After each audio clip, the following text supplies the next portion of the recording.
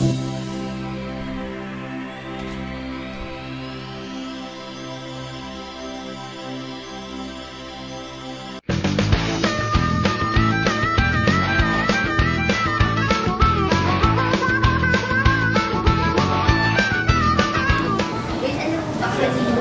yung teacher na sasayo ka rin sa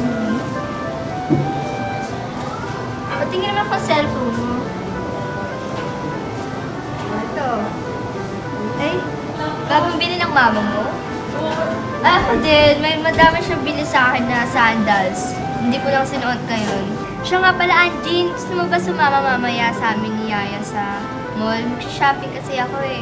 Sige, gusto ko rin bumili ng housing na cellphone ko eh. Sige. Naku, andito pala ang mayayamang ito. Mukhang nakakahiyang lumapit. Pero bakit ba? Basta. O Charlene, ba't ayaw mo lumapit dito? Ba't malayo ka? Kasi mayayaman kayo, ako mahirap lang. Kaya ka lumalayo sa amin at ayaw mo makipagkaibigan? Oo nga, Charlene. Kahit sinasabi mong mayaman kami, hindi naman mataas yung isip namin kagaya ng iba. Kami gusto namin makipagkaibigan sa'yo, pero ikaw lumalayo ka. Tama, kasi kayo ay yaman-yaman nyo. Ako, ang hirap ko. At saka di ba nakakaya kung ako makikisama sa inyo, pero ako mahirap kayo mayaman? Alam mo, Charlene, mali ka. Hindi ko mo may kaya kami ay mataas yung isipan namin.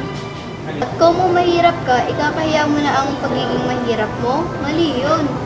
Tama si Anjin. Alam mo ba na may sinasabi ang Biblia tungkol dyan?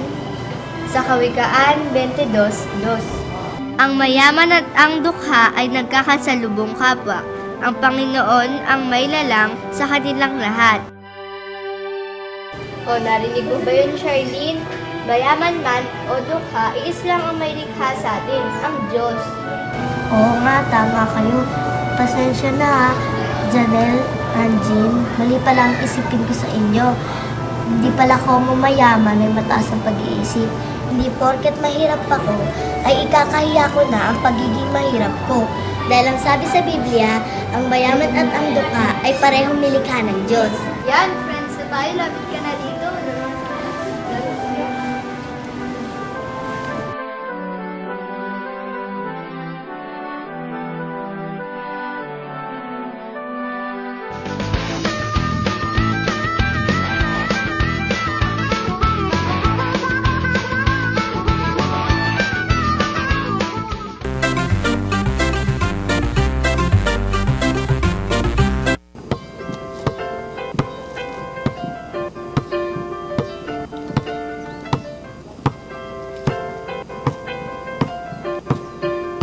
Playing basketball is really tiring. Yeah, it's a good thing it's a nice form of exercise. Hey, you have a lot of Michael Jordan stuff. Yup, my dad has a lot of videos of him. He really liked the Chicago Bulls. So, that's why your jersey's number is 23. Right, it's my favorite number. Jero, Eliser, let's go inside. Come on, Jero. Ate Macy's calling. Let's go! Morning, kids! Good morning, Ate Macy. I know you're tired, so I prepared shoes for you. Thanks, Ate Macy. This is really refreshing.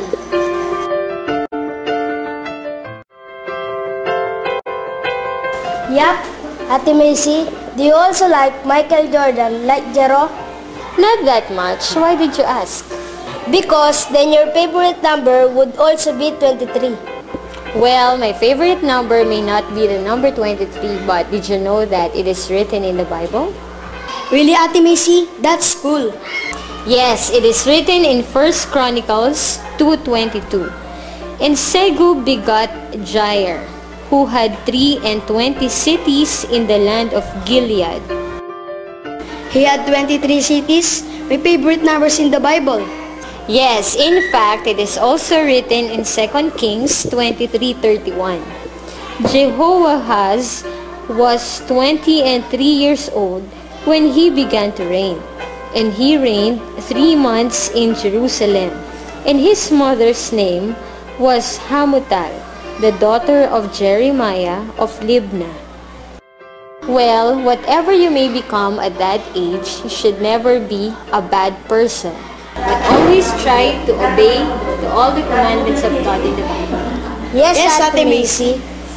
And that, kids, is our number for the day. The number 23. See you next time. Bye!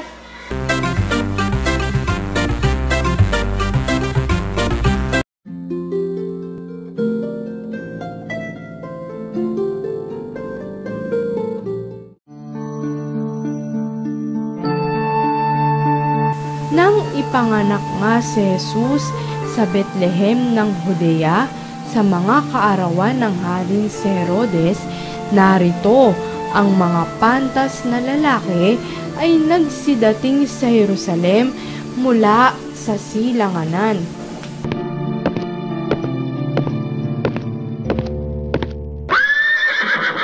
Saan naroon ang ipinanganak na hari ng mga Hudyo?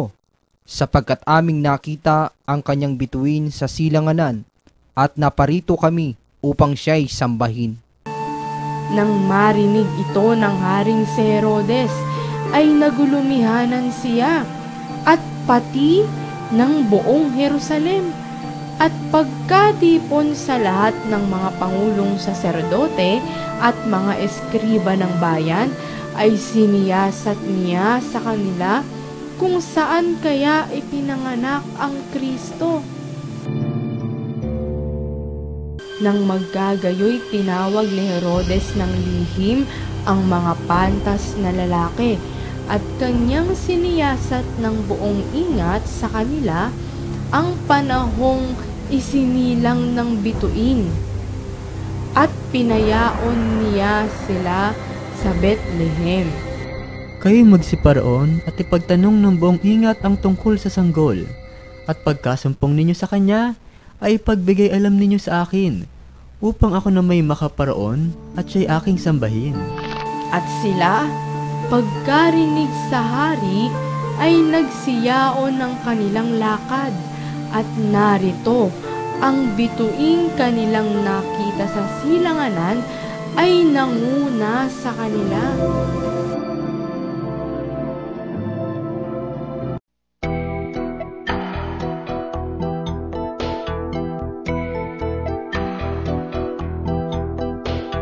Ano ang pangalan ng maunos na hangin na nasa lunga nila San Pablo ng kanilang baybayin ng Kreta?